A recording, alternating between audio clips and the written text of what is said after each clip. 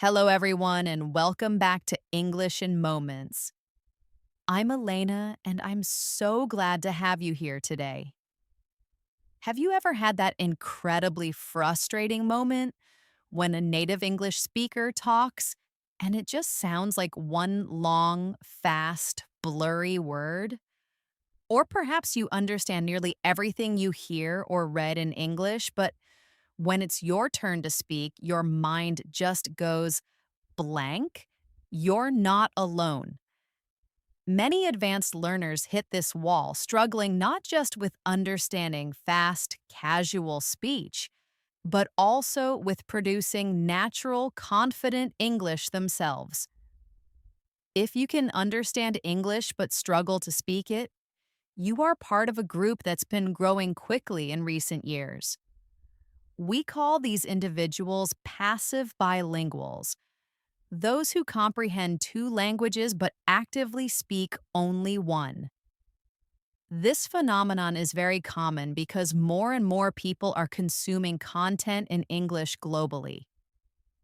These people understand English quite well, but the problem is they often don't have many opportunities to speak the language, so when they actually need to chat with someone in English, their mind goes blank.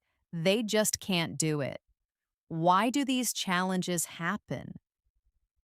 And more importantly, how can you break through these barriers? Today, we're not just identifying the problems, we're diving deep into practical step by step strategies designed to train your ears, sharpen your listening skills, and transform you into a confident, fluent speaker of real English as it's spoken every single day. We'll explore core reasons for both comprehension and speaking difficulties, then immediately arm you with powerful exercises and real life examples. Make sure you stay with me until the very end and practice along. Let's unlock what's really going on when you can't quite catch what native speakers are saying and discover how to express yourself fluently. To truly succeed in both understanding and speaking English, we must first adopt the right mindset. Many people approach English as just another academic subject, similar to math, physics, or chemistry. So, when they try to improve their speaking, their instinct is to study English instead of practicing it. They focus intensely on learning more complex tenses, memorizing adverbs, prepositions, and all sorts of different grammar rules. But here's the crucial deal. Studying may help you get good scores on English exams, but it's not very useful in real life conversations. Unlike taking tests where you have time to meticulously think through the right answers, real conversations demand quick, spontaneous responses. When the other person makes a comment or asks a question, you need to respond immediately. There's no time to pause and think about a specific grammar rule. There's no time to carefully construct each sentence in your head before you speak it. You see, speaking English is far more like a sport than an academic subject. It requires you to think and react quickly under pressure. To improve a fast paced skill like this, you need a lot of active practice. Think about it. During a fluid conversation, you need to think about what to say, then come up with the right words, and finally construct your sentences on the spot. And you need to do all of this very, very quickly. It takes tremendous, consistent practice and real world experience. So, if you truly want to understand and speak English well, the very first step is to study less and practice more. This mindset shift is foundational for every strategy we're about to cover. A huge part of understanding everyday conversations is mastering the common reductions that native speakers use all the time. These aren't just informal shortcuts, they're fundamental to the natural flow and efficiency of spoken English. You'll hear them constantly, and recognizing them is your first big step to comprehension. Let's break down some of the most frequent ones you absolutely need to know. First, wanna, which is the reduced form of want to and expresses a desire or intention, like in I wanna go now. Second, gonna, short for going to, expresses a future intention or plan, as in she's gonna call you back. Third, gotta, a reduction of got to or have to, expresses obligation or necessity, so you'll hear we gotta finish this report. Finally, gotcha, which is short for got you, and most commonly means I understand or I caught you. Like when someone says, oh, gotcha. Now I understand what you mean, or I threw the ball and he gotcha. These reductions occur because native speakers prioritize speed and ease of articulation. They blend sounds, drop weak syllables, and create a smooth, continuous stream of speech. If your ear isn't trained to spot these, entire phrases can become unintelligible. Now let's put these crucial reductions into action with a real-life scenario. I'm going to read a short, casual conversation. Your task is to listen very carefully for wanna, gonna, gotta, and gotcha, and understand what they mean in context. Here's a mini conversation. Listen once, then I'll break it down. Hey, you want to grab lunch? I'm going to be free in about an hour. And the reply. Sounds good. I got to finish this email first, but then gotcha. Did you catch all of them? Let's analyze it. You want to grab lunch? Means, do you want to grab lunch? I'm going to be free means, I'm going to be free. I got to finish this email means, I have to finish this email. And but then gotcha means, but then I understand and I'll be ready. See how seamlessly they fit into everyday talk? By specifically tuning your ear for these, you're already unlocking a huge part of native understanding. This isn't just about knowing the full form, it's about recognizing the sound of the reduced form instantly. Now that we've pinpointed those frequent reductions, let's look at the broader phenomenon of connected speech. This is why the way English is spoken in real life is so different from written English. Native speakers aren't just speaking fast, they're speaking efficiently. This means they naturally link their words, reduce other sounds, and even drop certain syllables altogether for a smoother, faster flow. Let me give you some crucial examples of these broader connected speech techniques. First, elision, which is sound dropping. Instead of, what did you eat? You'll often hear, what'd you eat? The did and you blend and simplify. Next is linking, where the end of one word flows into the start of the next.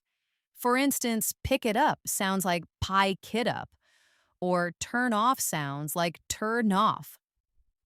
Lastly, T-flapping is common in American English where the T sound in the middle of words like water or city sounds softer, almost like a D. So water becomes waiter, and city becomes city.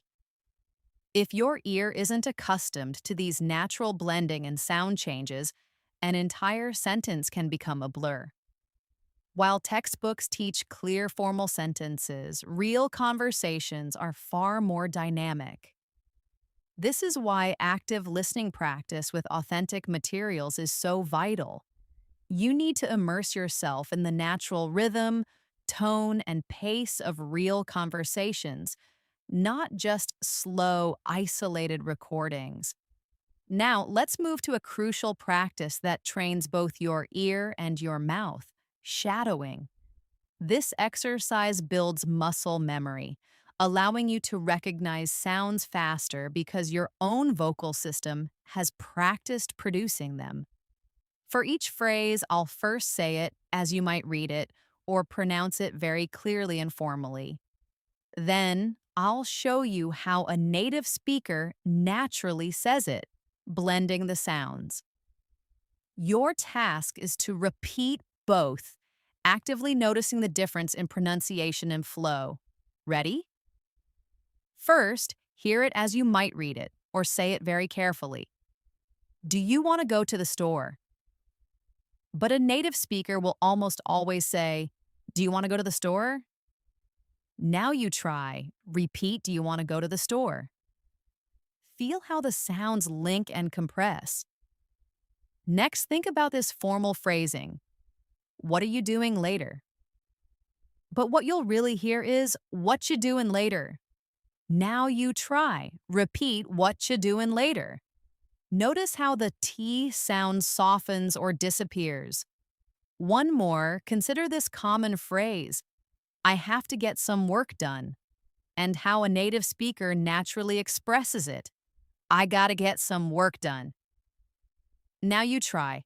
Repeat. I gotta get some work done.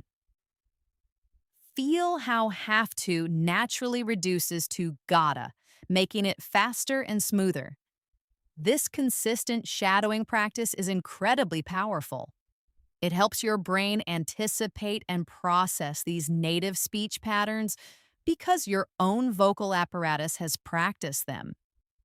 Now let's tackle another fundamental reason it's hard to understand native speakers.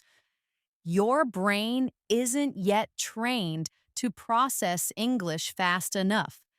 When you listen in your native language, your brain effortlessly decodes sounds and grasps meaning.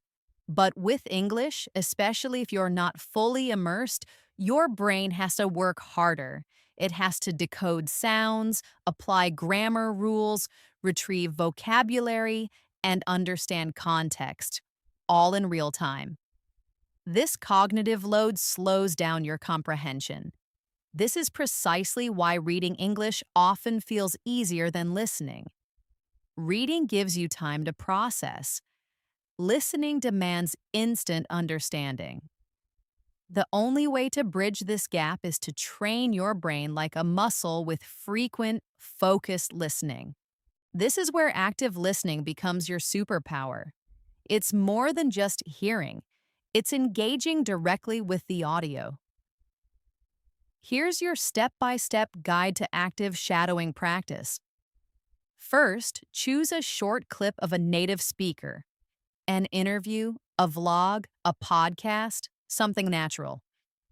Second, play just one sentence or a very short phrase, perhaps 5 to 10 seconds.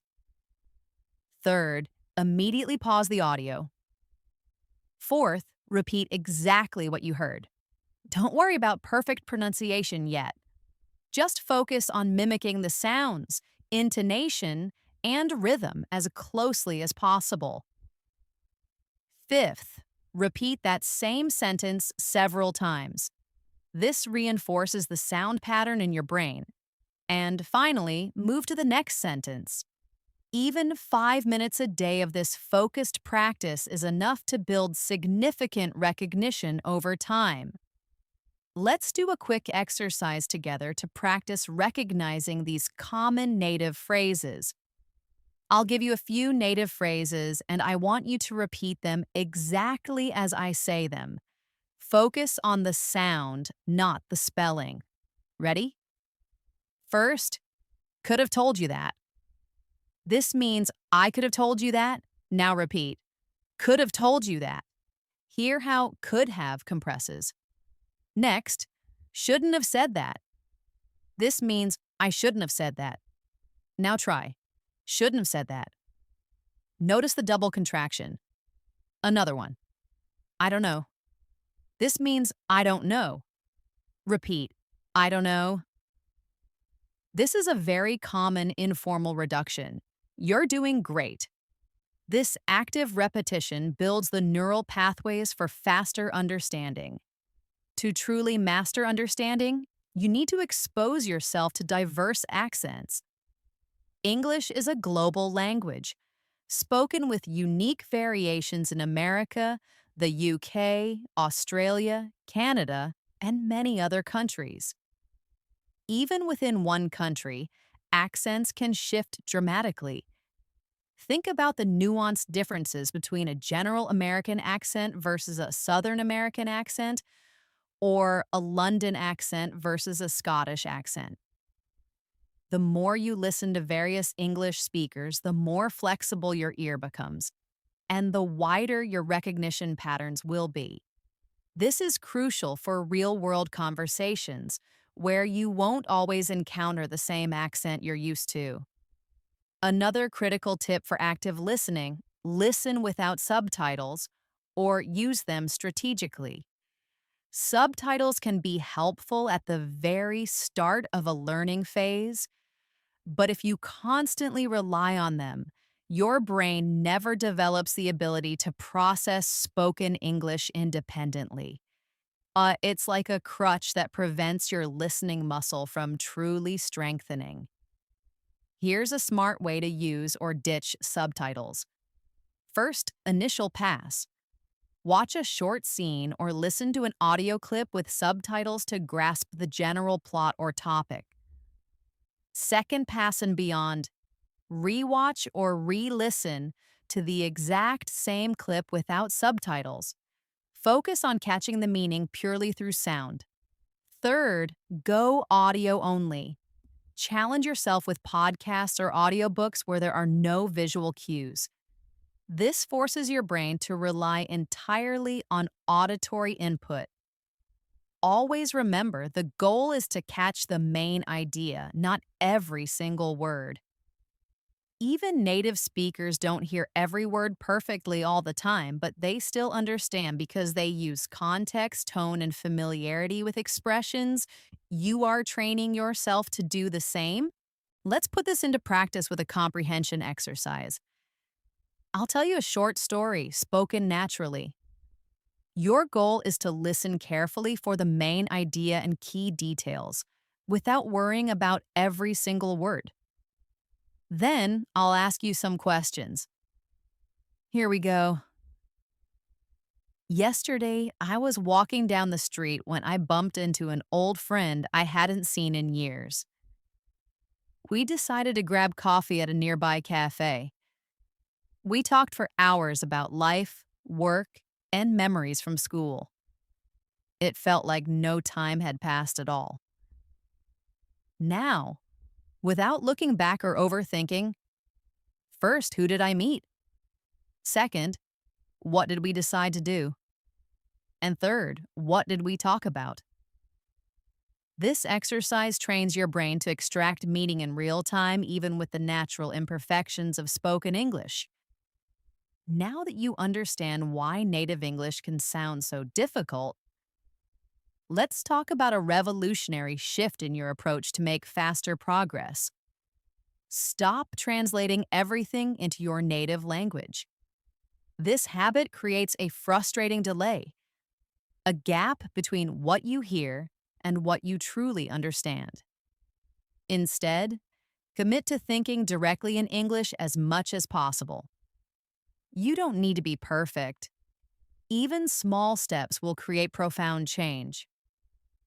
Here's your step-by-step approach to cultivate thinking in English.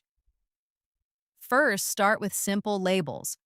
When you see objects around your home, mentally say their English names like table and chair or lamp.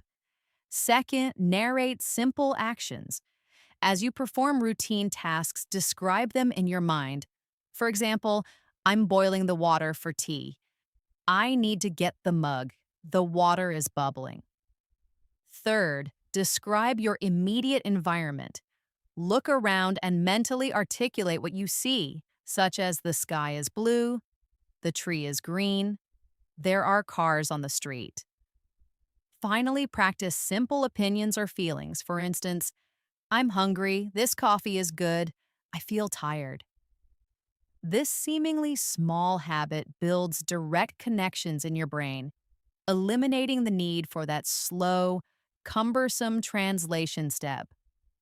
This directly accelerates your real-time comprehension. Furthermore, consciously focus on listening for meaning. not individual words. Native speakers themselves don't analyze every single syllable, they grasp the overall message.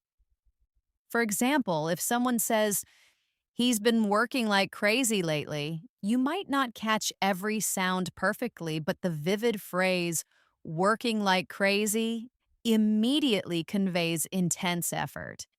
Train your brain to seek the big picture, the core message, rather than getting stuck on missed small words.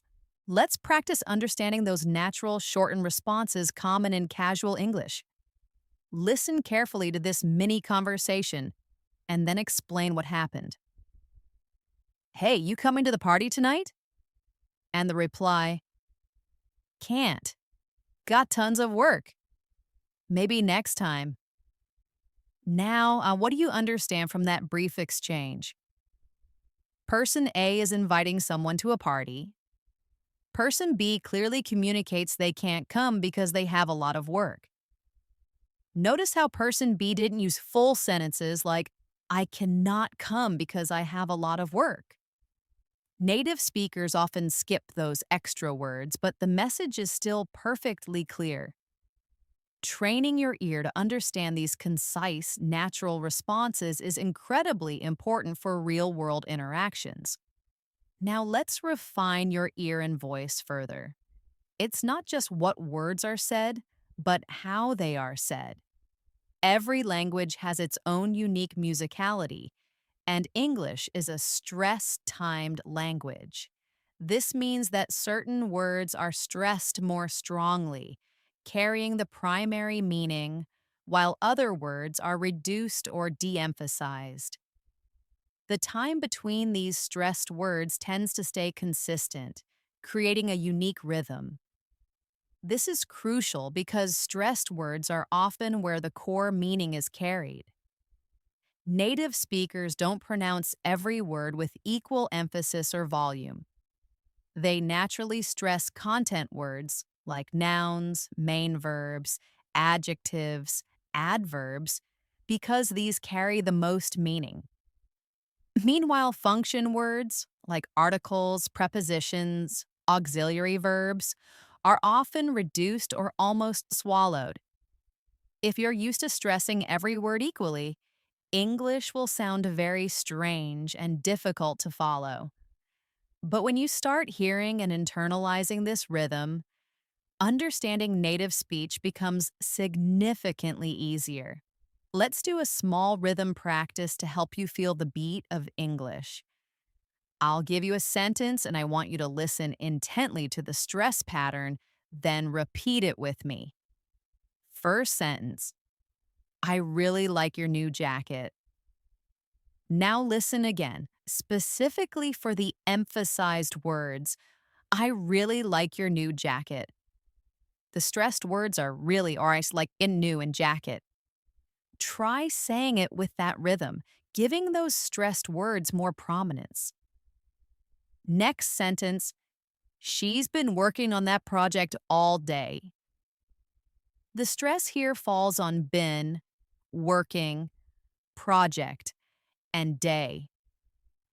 When you practice this way, you train your ear to notice what native speakers naturally emphasize. This is a game changer for catching the core meaning, even if other smaller words fade into the background. To further boost your comprehension, learn to predict what comes next in a sentence. This powerful skill is called contextual prediction, and native speakers do it instinctively. For example, if someone says, "I'm going to the," your brain instantly starts sifting through possibilities: store, gym, office, mall. This mental pre filling based on context significantly reduces your cognitive load and helps you stay ahead of the speaker.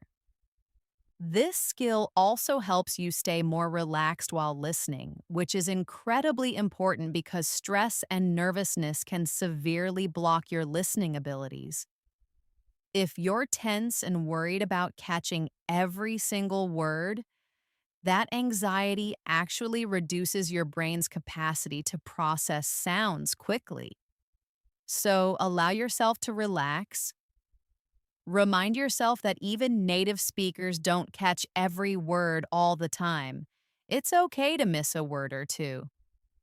Instead, focus on the overall meaning, the speaker's tone, and their emotional state. Are they happy, angry, tired? These cues often convey the message even if some words remain unclear. Let's do a final listening and guessing practice to tie everything together. I'll read a sentence quickly and casually, and you guess the full meaning, focusing on the context and overall message. First, can you grab it for me? That means, can you pick that thing up for me? Next, I'll be there in a second. That means I will arrive very soon, in a second. Another one. Don't sweat it. That means don't worry about it, it's fine. Keep listening for phrases like these in real life English. Write them down, practice saying them aloud, and notice how effortlessly native speakers use them. The more you immerse yourself in casual speech, the more confident and competent you'll become. You're doing a great job so far. Remember, true understanding in native English isn't about being perfect. It's about consistent practice, recognizing patterns, and patience. Now let's specifically address how to move from understanding to actively speaking, particularly if you find yourself a passive bilingual. Remember how you learned your first language? You didn't study grammar. You learned by copying the words and phrases your parents and other adults used. You learned through imitation. So, if you want to speak English well, use the same natural approach. Learn to speak English by imitating native speakers. It's honestly the best, most natural way to get started. When you repeat after a native speaker, you're not just mimicking sounds, you're internalizing natural sentence structures. You're practicing vocabulary and context, and you're instinctively improving your pronunciation, rhythm, and intonation. I mean, this practice is so incredibly powerful. It's exactly why my own speaking has improved a lot since my very first YouTube videos. I've been using this method for a very long time now, and it works. Let me show you how to practice this deep imitation effectively. I'll say a phrase, and then you'll repeat it exactly as I do. Focus on my pronunciation, my speed, and my intonation, making it your own. Listen carefully. Hmm, all right, so my favorite food has to be pizza. Now you try. Repeat that. All right, so my favorite food has to be pizza. Next phrase. Seriously, I could eat it every day. Now you try. Repeat. Seriously, I could eat it every day. Or perhaps you can simplify slightly if you prefer. I could eat pizza every day. Listen to this one. I like to have it while watching a movie or when I have friends over. Now you try. Repeat. I like to have it while watching a movie. Or to generalize, I like to have pizza while watching a movie. And finally, but honestly is the perfect food for any occasion. Now you try. Repeat. It's the perfect food for any occasion. Or, putting it all together, pizza is the perfect food for any occasion. As you can see, this method is incredibly beginner-friendly for speaking.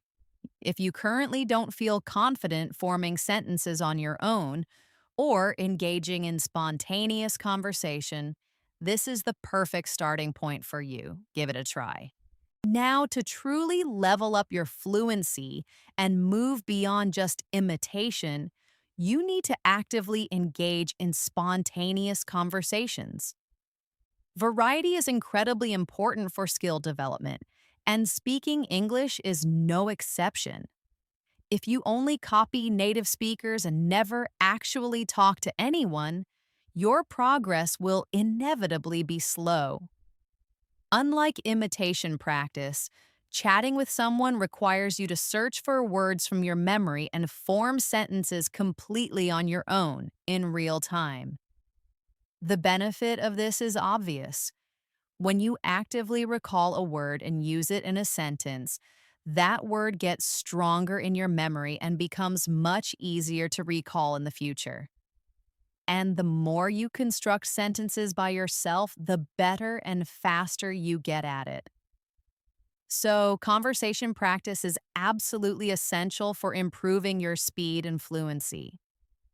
Ideally, you should chat with someone who's fluent in English, someone who uses a wide range of vocabulary and speaks with consistently proper grammar. This is precisely where AI chatbots come into play. Modern AI chatbots like ChatGPT or Gemini speak absolutely fluent English. If you practice with them, you don't need to worry about picking up incorrect grammar or mispronunciations. It's often much more effective than chatting with other learners who might reinforce errors. And unlike human native speakers, these chatbots are available 24/7. This makes them the easiest, most accessible way to practice English conversation anytime, anywhere. Here's a quick clip of me practicing with a chatbot so you can see how natural and helpful it is. Hi, I want to practice speaking English. Can you help me? Of course. What's something you're interested in discussing? I'm not sure. Can you suggest a topic? How about we talk about your day? Yeah, we can do that. The problem is, my English isn't very good. So, can you talk about your day first? I want to hear an example and maybe learn some useful words and phrases from you. Sure. Today I started my morning with a cup of coffee. Then I. Okay. Let's go slowly. You started your morning with a cup of coffee, right? Yes, exactly. Then I worked on some projects. Okay, you worked on some projects. Got it. What else did you do? In the afternoon, I took a break and went for a walk. Later, I. All right, so you took a break and went for a walk. That was. That must have been great, right? It was great. The weather was nice and it was relaxing. As you can see, this is a fun, flexible, and incredibly interactive way to practice speaking. So, in addition to imitation practice, make sure to integrate talking to an AI chatbot into your routine as well. Trust me, you'll improve much faster if you mix up your practice like this. At first, you don't have to practice with a chatbot every single day. Maybe start with once or twice a week and gradually increase the frequency as you get more comfortable. But honestly, it's entirely up to you how often you want to do it. Whatever chatbot you're using, there's a good chance it can even understand your native language.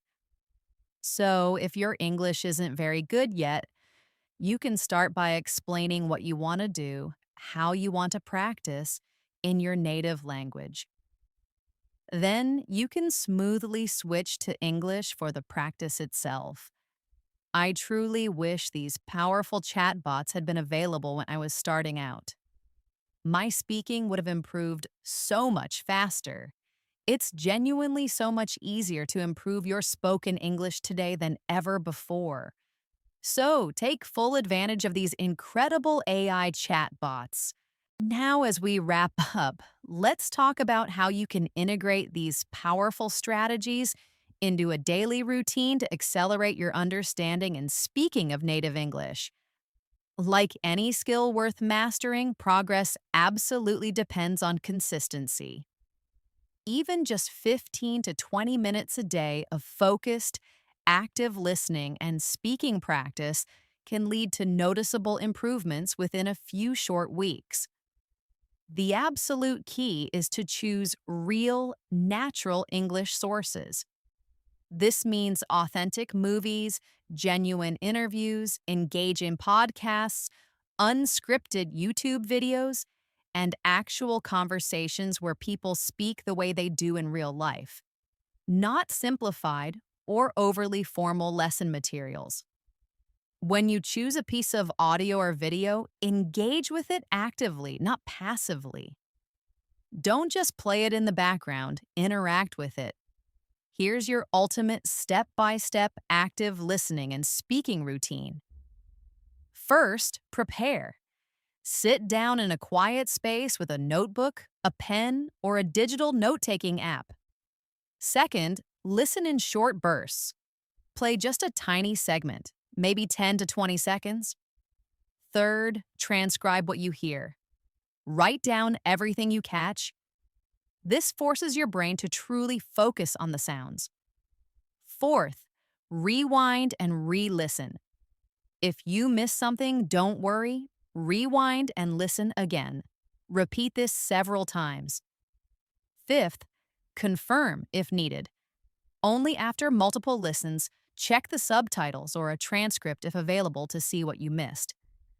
Note the differences between what you heard and what was actually said. Sixth, shadow now. Play that same short segment again and repeat it out loud immediately after the speaker. Mimic their rhythm, intonation, and connected sounds. This part is crucial for both understanding and your own pronunciation. Finally, repeat and internalize. Repeat that segment several times until your mouth and ears both feel comfortable with its flow. This process might feel slow at first, but it is, without a doubt, one of the fastest and most effective ways to build natural listening and speaking ability. Let's do one final shadowing exercise together, integrating all the elements of connected speech, rhythm, and natural flow we've discussed.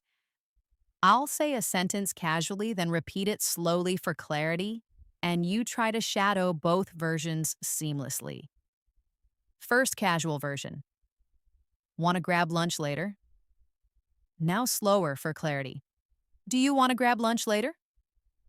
Now you try. Repeat both versions with me, feeling the difference. Again. Can't believe it's already Friday. Slower for clarity. I cannot believe it is already Friday. Now you try. Try saying that smoothly, letting the words blend. Another one. He's going to help us out. Slower for clarity. He is going to help us out. Now you try. Notice how the sounds link and reduce in casual speech, then try to replicate it. Practicing this way profoundly improves both your listening comprehension and your natural speaking fluidity. And here's a powerful self-assessment tool: record your own progress. Once a week, record yourself speaking English about your day, or retelling a short story you heard in English. Then listen back to native content and compare your own rhythm, pronunciation, and flow to theirs. You'll begin to pinpoint exactly what sounds different and where you can improve. You don't need a teacher for every single step. Your ears and your own voice are incredibly powerful tools for self-correction and deep learning. Let me share a quick story of a learner named Zara. She had been studying English for 5 years and could read and write very well. But whenever she watched a movie or tried to speak with a native speaker, she felt lost and frustrated. So she decided to change her method completely. Every single morning, she dedicated just 2 minutes to a short podcast from a native speaker. She listened to the exact same clip 3 times. First, just to hear. Second, to write down every word she could catch. And third, to repeat it aloud, shadowing the speaker. After just 1 month, Zara said she started catching phrases that used to fly completely over her head. She even understood jokes in English for the very first time. That's how transformative, focused, consistent listening can be.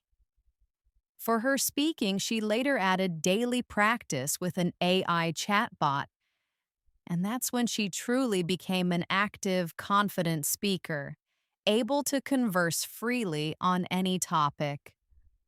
So, as we bring today's deep dive to a close, remember this crucial truth.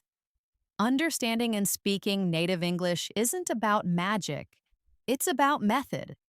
We've uncovered why it feels challenging, all those linked words, hidden reductions, and colorful idioms, plus the mental block of passive bilingualism.